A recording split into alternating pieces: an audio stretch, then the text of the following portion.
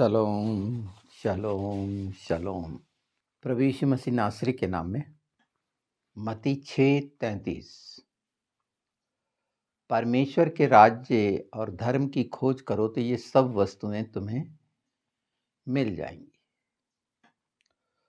वो सब वस्तुएं जिसकी आवश्यकता प्रत्येक को हमेशा रही है, रहेगी। और यही मूल चिंता का विषय है हम सब की, कि उस दिशा में लगातार परिश्रम करते रहते हैं। तो खोज करने का तरीका क्या है? एक तो उत्साह और लगन से लगातार पवित्र शास्त्र से प्रेरणा लेकर हर दिन पवित्र शास्त्र से कुछ ना कुछ मिलना, पवित्र आत्मा के द्वारा लगातार उस पे बढ़ते रहना। उसमें निश्चित प्रेरिताई होती है और एक लगन पैदा होती है, उद्देश्य सामने रहता है। और दूसरा हिस्सा शक और परख का होता है, इस पे भी लगन रहती है मनुष्य की, और खोजाबीनी करता रहता है बाइबल के अंदर। अपने अनुरूप चाहता है ना एक मनुष्य, उसकी इच्छा के अनुरूप जो उसे मन को भाए, ऐसी चीजें बाइबल में से निकाली जाती हैं, अंडरलाइन की जाती हैं। विश्वास के वचन को जो बहुत अच्छे लगते हैं, हम मसीह विश्वासियों की ये पहचान है। पर जब उसके पहले कह दिया गया मत्ती 6 में, उन तमाम वस्तुओं के लिए जिसके लिए परेशान होते हैं, ये तमाम समस्याओं का निदान परमेश्वर के राज्य और धर्म की खोज में है। और परमेश्वर का राज्य संपूर्ण परमेश्वर ने यीशु के द्वारा हमें वो सब सच्चाइयां प्रकट कर दी और रास्ता भी दिखा दिया, और जीवन के लिए आवश्यक उन सब बातों को देने का वादा भी कर दिया और दे भी रहा है, और मसीहों को मिल भी रहा है। और इसीलिए लगातार हाँ, कुछ चीजें ऐसी हैं जो भ्रमित करती हैं। उसमें से है एक शब्द लड़ाई। देखिए, संघर्ष और लड़ाई अलग अलग बातें हैं। अगर हम संघर्ष का देखें तो खोजबीन करना पवित्र शास्त्र से और निरंतर पवित्र आत्मा के मार्गदर्शन में आगे बढ़कर उन सच्चाइयों को जानते हुए योग्य होना, ये वचन के वादे के अनुसार हो गया। पर लड़ाई हमेशा जो होती है विपक्षी से होती है। कई बार कुछ लोग भ्रम के कारण, सच्चाई नहीं जानने के कारण परेशान होते हैं और दुविधा में पड़ते हैं। उसमें अगर मैं ये कहूँ, याकूब का जो परमेश्वर के दूत से कुश्ती लड़ रहा था ना, तो वो लड़ाई थी नहीं, वो संघर्ष कर रहा था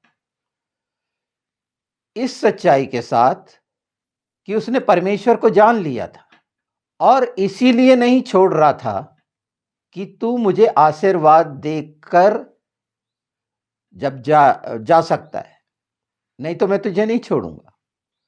इसे लड़ाई समझ ली गई। ये वो कुश्ती थी जिसमें एक बात पहले से थी याकूब के हृदय में, इसलिए वो संघर्ष कर रहा था उसके साथ, अर्थात उन बातों के लिए, आशीर्वाद के लिए, आशीष के लिए। इतने साल जो उसने बिताए थे लबान के यहाँ, परमेश्वर की संगति में बिताए थे, इसीलिए वो सब आश्चर्य कर्म भी हुए थे, और परमेश्वर की योजनाओं को पूरा करने में सक्षम होने के लिए वो कुश्ती की आवश्यकता थी। कुश्ती के दांव पेच सिर्फ कुश्ती नहीं थी, वो एक गुरु अपने शिष्य को दो दांव पेच सिखाता है, उसका संघर्ष था।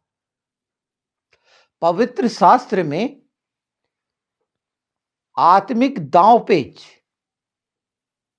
यीशु के नाम में वचन के द्वारा जैसे जैसे हम जान जाएंगे, तो बाइबल बहुत साफ कहती है जो परमेश्वर से उत्पन्न हुआ वो विजयी है, वो जय पाएगा। और यही मानना चाहिए कि प्रभु यीशु परमेश्वर से उत्पन्न हुआ और हम प्रभु यीशु के द्वारा उत्पन्न हुए जो विजयी है। तो जय लगातार पाते रहने के लिए एक संघर्ष की आवश्यकता है, आत्मिक संघर्ष की। और आत्मिक संघर्ष आत्मा के द्वारा पवित्र आत्मा की प्रेरणा से होता है। और हमारे साथ पूरा पवित्र शास्त्र है और वादे हैं प्रभु यीशु को कि मैं तुम्हें कभी नहीं छोड़ूंगा। तो उन बातों का डर, उन बातों की चिंता क्यों? यहां से परमेश्वर के राज्य और धर्म की खोज होती है, जहां हम उसकी धार्मिकता में पहले से हैं। इसीलिए तो मसीह ही हैं, उद्धार पाए हुए।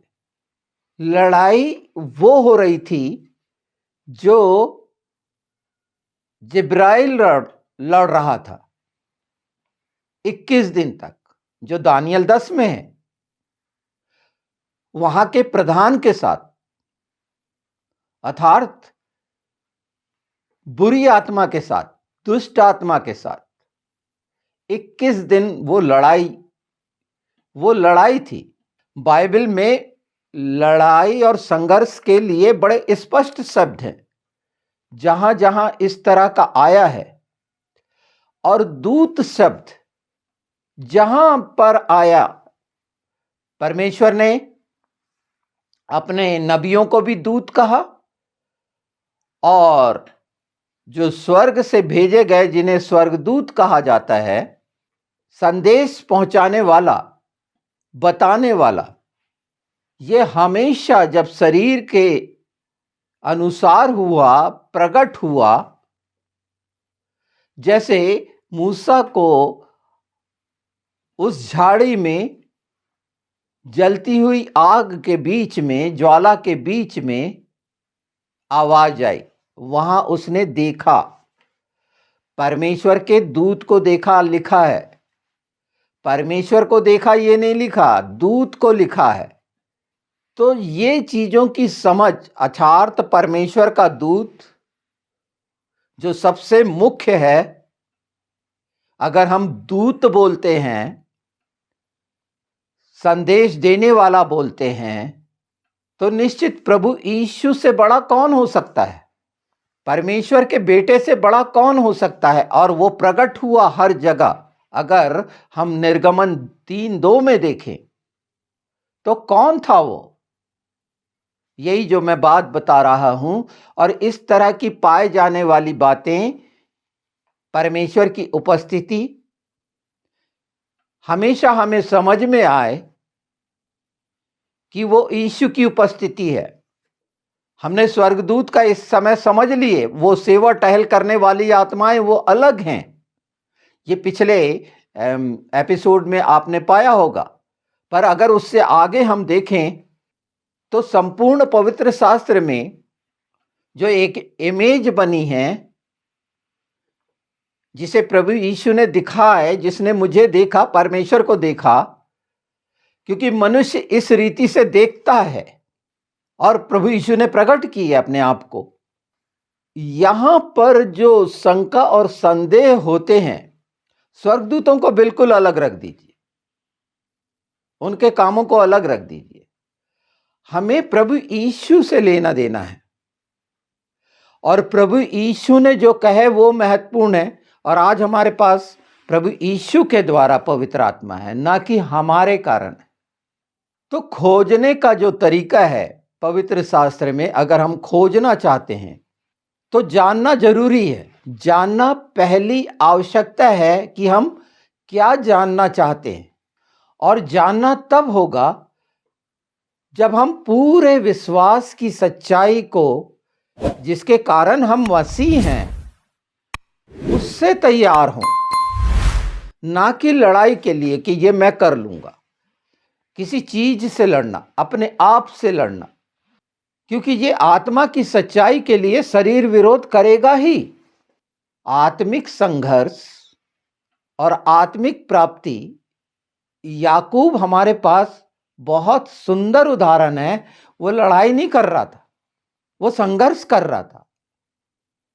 और पहला संघर्ष अचानक नहीं हुआ था, सच्चाई के साथ हुआ था। इतना लंबा समय जो 20 साल का बीता था, वो क्या कम था। आज हम जब से भी प्रभु यीशु को स्वीकार करे हैं, एक संघर्ष वाली स्थिति में जाकर जब हम तैयार होते हैं तो हम कुछ पा लेते हैं।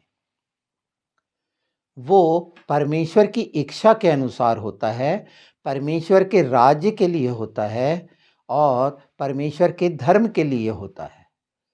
परमेश्वर का धर्म वो सच्चाइयां हैं जो जीवन के लिए हैं, जीवन देने के लिए है, जीवन लेने के लिए नहीं है। इसीलिए प्रभु यीशु ने अपना बलिदान दिए, अपना प्राण दिए। और ये गवाहियां हैं। गवाहियां किसकी मानी जाती है? आत्मा, जल और लहू के द्वारा है। तो ये सब बातें जो आप सुन रहे हैं, ये वचन की वो सच्चाइयां हैं, ये पानी की वो सच्चाइयां हैं, ये लहू की वो सच्चाइयां हैं जो हमें मिली है। हाँ, उस दिशा में हम लगातार चाहने पर भी इस बात को पूरा नहीं कर पा रहे, हम में से कुछ, कि परमेश्वर के राज्य की कैसे खोज करें। बाइबल है ना आपके पास, और होने वाले अंदर अंतर्द्वंद हैं, विचार हैं, विवेक गवाही दे रहा होता है। हम कई बात सुन रहे होते हैं पर नकार देते हैं उस जगह पर जाकर, जैसे जैसे हम आगे बढ़ेंगे बाइबल में कि ये बात है। जैसे अभी मैंने संघर्ष की बात आपको बताई, तो लड़ाई और संघर्ष ये दो हिस्से कैसे आए होंगे? मिकाइल का और याकूब का, और प्रभु यीशु की वो सच्चाई का। ये वहां पर पैदा करता है, प्रकट करने वाला पवित्र आत्मा। और हमें जानने की इच्छा होती है, और वो सब बातें जो जानने की हमें इच्छा होती है पवित्र शास्त्र में पाई जाती हैं। अलग से ढूंढना तो है ही नहीं, सब कुछ पवित्र शास्त्र में हमारे आत्मिक जीवन के लिए, और वो सब सुरक्षा या बंदोबस्त के लिए जो हम जरूरी समझते हैं, वो हमें मिलेंगी ही। उसे आशीष कह दीजिए, अनुग्रह कह दीजिए, बिल्कुल ठीक है। हम उसकी धार्मिकता में हैं, लगातार प्रयास कि मैं पवित्र आत्मा का मंदिर बन जाऊं। मान लीजिए हमारे सामने ये उदाहरण है कि हम पवित्र आत्मा का मंदिर बनना चाहते हैं, हम में से प्रत्येक। पर कुछ कुछ बातें ऐसी हैं जो पीछा नहीं छोड़ती मन के द्वारा, और हमेशा दूषित विचार और पता नहीं परिस्थितियां, और जिनके आसपास हम बैठते उठते हैं उनके द्वारा नकारात्मक बातें सुनने के कारण विचलित होते हैं, और कई बार उस जाल में फंस के लोभ लालच में नुकसान का कारण बनते हैं। यहां रुक जाना जरूरी है। वो जो आपके लिए रखा है पवित्र शास्त्र में, वो आपको मिलेगा। उसके लिए जल्दबाजी मत करिए। अगर कुछ पता भी नहीं चल रहा है तो आप जानने की इच्छा रख रहे हैं, ये लेखे में है परमेश्वर के। हां, वो रोकने वाला जरूर रोक रहा है, और कितना समय रोक पाएगा? जब आप संघर्ष कर रहे होंगे तो चाहे वो बुरी दुष्ट आत्माओं के द्वारा हो रहा हो तो अलग होगा, और जब परमेश्वर के राज्य से लेना चाह रहे होंगे, स्वर्गीय राज्य से, तो वो संघर्ष में मिलेगा। संघर्ष थकना नहीं है, संघर्ष लगातार लगातार आत्मा का उत्प्रेरक का काम करता है, एक ऊर्जा देने का काम करता है, और वो आत्मिक उन्नति कहलाती है। परमेश्वर यही चाहते हैं कि स्वर्गीय राज्य की खोज सिर्फ हमारे जीवन के लिए नहीं, पर हमारे नज़दीक जो आसपास हैं उनके लिए भी मार्गदर्शन का काम करें। सिर्फ बोलने वाले ना हो, कार्य हमारे जीवन से विश्वास के इस तरह प्रकट होंगे जो सच्चाई हमने पवित्र शास्त्र से जानी पहचानी, जिसके लिए संघर्ष किया हमारी आत्मा ने पवित्र आत्मा के साथ मिलकर, उस पर हमने ध्यान दिया, उसे महत्वपूर्ण माना, जो हमें मिला था उसे मोती समझा और उस दिशा में लगातार प्रयासरत रहे। ये बात आज के समय में उन सब के लिए जो इच्छा रख रहे हैं ये और बिल्कुल है, आसान हो जाएगी और दरवाजे खुल जाएंगे। ये व्यर्थ नहीं जाएगा यीशु के नाम में। हर दिन का आपका बाइबल अध्ययन संघर्ष बन जाएगा, और वो संघर्ष परमेश्वर के राज की खोज के लिए होगा और धर्म की खोज के लिए होगा, ना कि अपनी व्यक्तिगत इच्छाओं के लिए होगा कि मेरे को ये वचन अच्छा लग रहा है। मन को अच्छा लगना एकदम अलग बात है। परमेश्वर के योद्धा होने के लिए वो सब दांव पेच जो जानना आवश्यक है, स्वर्गीय दांव पेच नहीं पता चले होंगे क्या याकूब को? वो कुश्ती लड़ रहा है, साफ शब्द आया है कुश्ती, और स्पष्ट है कि वो जो उस लड़ाई को संघर्ष कहा गया है। इसमें अगर कोई कमी आपको लगती है और आपके प्रयास लगातार इसमें हो रहे हैं और कोई दुविधा की स्थिति है, तो निश्चित इन सच्चाइयों को जानते हुए यीशु के नाम में पवित्र आत्मा से मदद मांगें और जागते रहें कि पवित्र आत्मा क्या कह रहे हैं। बाइबल पढ़ते हुए जितने सचेत हम होते हैं, उस बात को बहुत ध्यान से सुने, समझें, नोट कर लें, उस पर कार्य कर लें, क्योंकि भुलाने वाला, बहकाने वाला वो तैयार है और हम निर्बल हैं। आत्मिक दृढ़ता वचन के द्वारा है, बलिदान के द्वारा, उस लहू के द्वारा है और आत्मा के द्वारा है। ये पूरा हुआ है। आप उसको पूरा करने के लिए लगातार लगातार वो संघर्ष करें जो खुशी देगा, आपको मजबूत करेगा।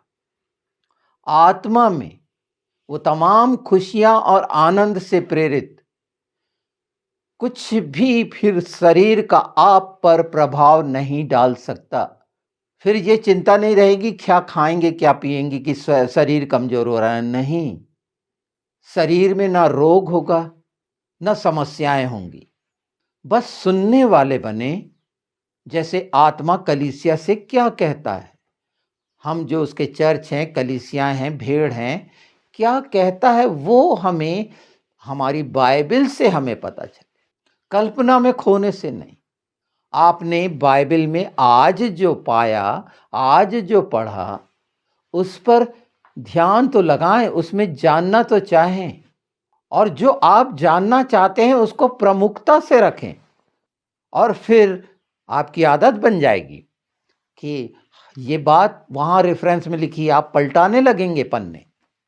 इसी तरह से तो रिसर्च होती है, जानने की इच्छा। और क्या है रिसर्च? लगातार उन बातों पे बढ़ते रहना, मजबूत होते रहना।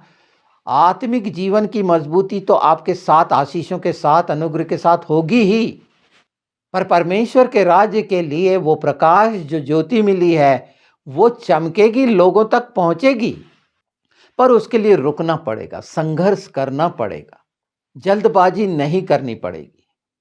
अपने आप को दोष देना बंद करिए। हमने अपने आप को पापी मान लिया है परमेश्वर के सामने। अब हम पापी नहीं रहे। दोष दुष्टता के द्वारा, बुराई के द्वारा बार बार डाला जाता है। निश्चित परमेश्वर के सामने ये मान लेना बहुत खूबसूरत बात है। हमें याद रहना चाहिए कि हमारा उद्धार हुआ है, कुछ भी नहीं हो सकता था। हम मौत से बच गए हैं, नरक से बच गए हैं। ये कितनी बड़ी खुशी की बात है। और जब हम बच गए हैं तो वो बचाने वाला जो सब देने को तैयार है, हम अनसुनी करके नहीं ले पा रहे कि हमारे लिए क्या रखा है। वो मोती हर दिन का, हर दिन की आशीषों का, वो हम पवित्र शास्त्र से नहीं ले पाए। सिर्फ एक दिन चर्च जाने से समस्या का निदान नहीं है। आप स्वयं चर्च हैं। हर दिन यीशु के साथ, पवित्र आत्मा के साथ आप जो संगति करेंगे और कर रहे हैं, उस पे निखार आ जाएगा। ये जो शब्दों के भ्रम जाल हैं उससे निकलकर कई लोग डर जाते हैं लड़ाई से कि हम परमेश्वर से लड़ने वाले तो ना हो जाएंगे। आत्मा जानता है परमेश्वर से लड़ने वाले वो लोग हैं जो शक करते हैं, शंका और संदेह से परखने की कोशिश करते हैं। फिर भी परमेश्वर बोलता है मुझे परख कर देखो। पवित्र शास्त्र की सारी खूबसूरतियां हर दिन आप पाएंगे, पूरे आनंद से और संपूर्ण शांति से, संपूर्ण आशीषों के साथ, जो हर दिन के लिए परमेश्वर ने रखा हुआ है अपने बेटे जो अर्थात वचन है उसके द्वारा और पवित्र आत्मा के द्वारा। आपको कोई नहीं रोक सकता।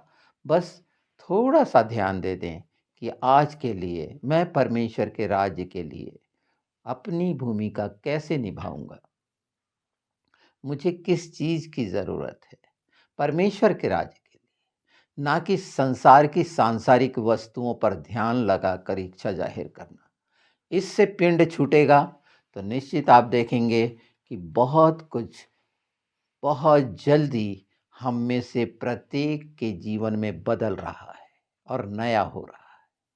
क्योंकि यही वो बात है, नित्य नए होना, लगातार और लगातार।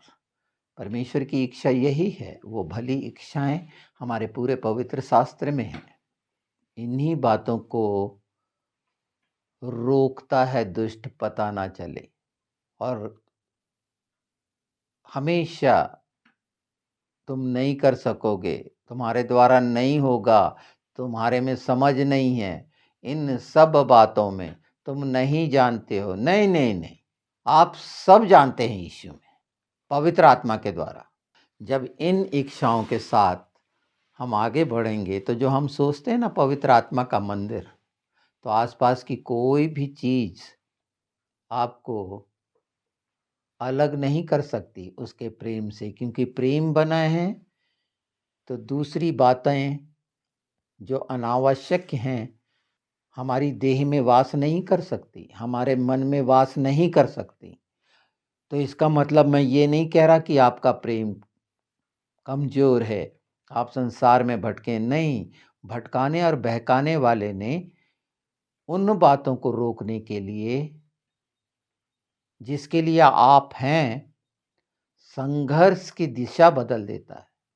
तो याकूब से पहचाने संघर्ष की दिशा और आज्ञाकारी होना। यीशु से जाने, पहचाने कि हर बात में हम पिता पुत्र पवित्र आत्मा के जवाब दे हैं, न कि उन सुनी सुनाई बातों के। तो धीरे धीरे ये सारी चीजें आपको और आगे बढ़ाते रहेंगी और निश्चित आप पूरा कर लेंगे यीशु के नाम में।